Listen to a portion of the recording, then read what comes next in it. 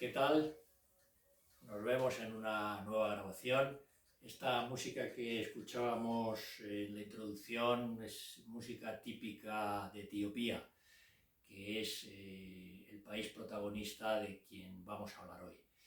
El libro que me trae a vosotros en esta grabación es una biografía del jesuita Pedro Páez, escrita por Javier Reverte.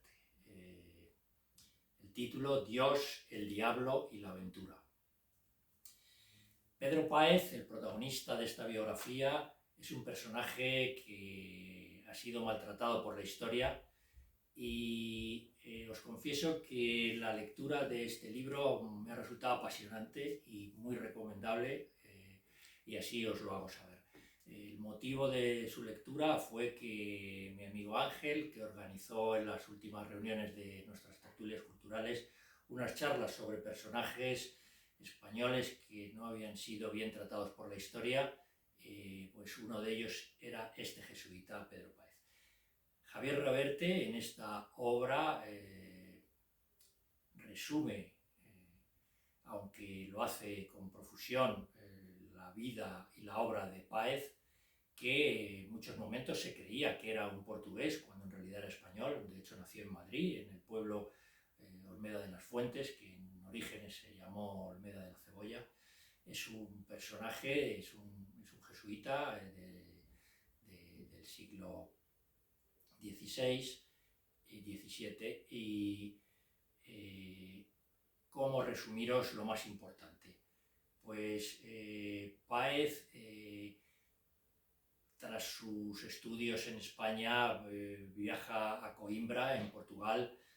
España en ese momento ya tiene también a Portugal dentro de su territorio de influencia. De hecho, estamos ya entre Felipe II y Felipe III, y tras sus estudios en Coimbra volverá a España, completa la formación con los jesuitas en Belmonte y está deseoso de ser trasladado a algún lugar del mundo donde cumplir ese mandato de Ignacio de Loyola, el creador de la Orden de los Jesuitas de la Compañía de Jesús, y enseguida lo consigue. Es destinado a Goa, que en aquel momento era el virreinato portugués en la India, y allí, tras un corto periodo, consigue que pueda ir a Etiopía.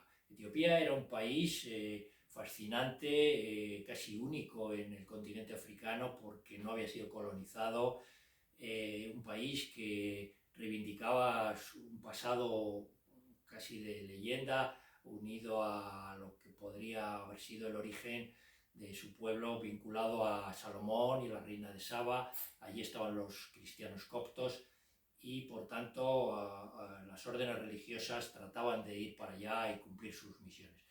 Páez, en el primer viaje que hace allí, no logra llegar a Etiopía, es capturado porque el mar Arábigo estaba infectado de piratas, y se pasa nada menos que 7 años en esa captura, en cárceles. Llega a estar incluso, cuando lo venden como esclavo a los turcos, como galeote de las naves piratas. Pasa procesos de más y menos penurias, pero él afronta todos los momentos con entereza y se dedica a aprender los idiomas del lugar. Sabe que en algún momento puede salir de esa situación, y de hecho así será, porque el rey español pues manda que se paguen rescates por jesuitas que saben que están capturados, y consigue volver otra vez a Goa.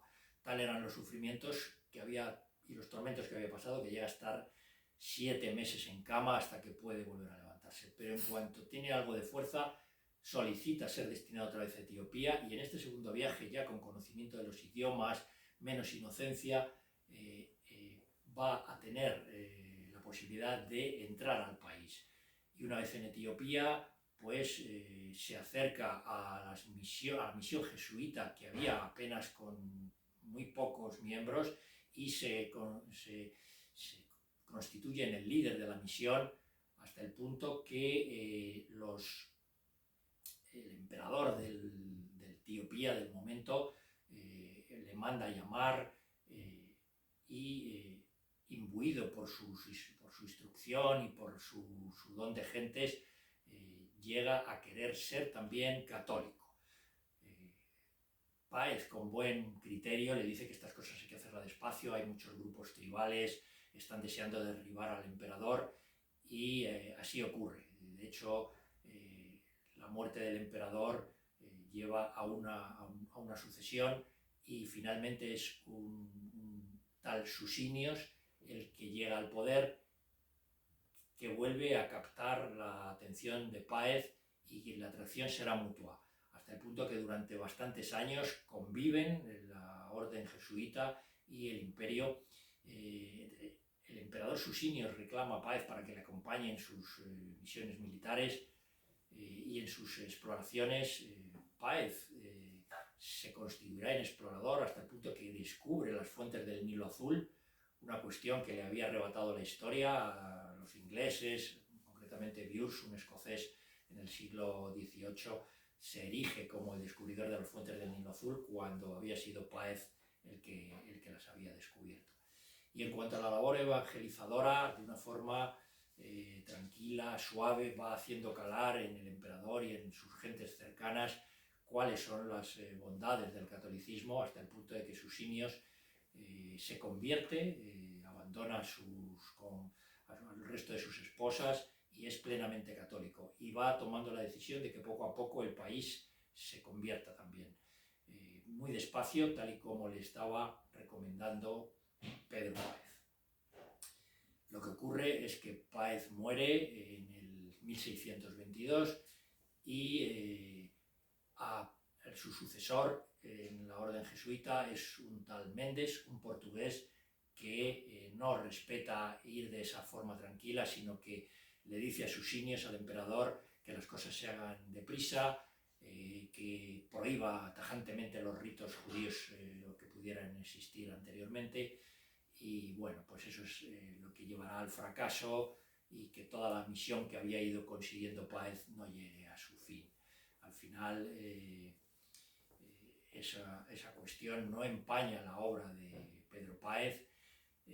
Javier Reverte trata con muchísimo más detalle de lo que yo os he resumido aquí, pero simplemente decir que la obra que escribió Páez, que se llamaba Historia de Etiopía, no será conocida hasta bastante tiempo después. Llegan los manuscritos a la Biblioteca Jesuita de Roma, pero hasta 1945 no se consigue que se imprima en papel en portugués, y en español ni siquiera en el momento, en el año 2000, que Javier Reverte escribe esta biografía, está todavía traducida al español.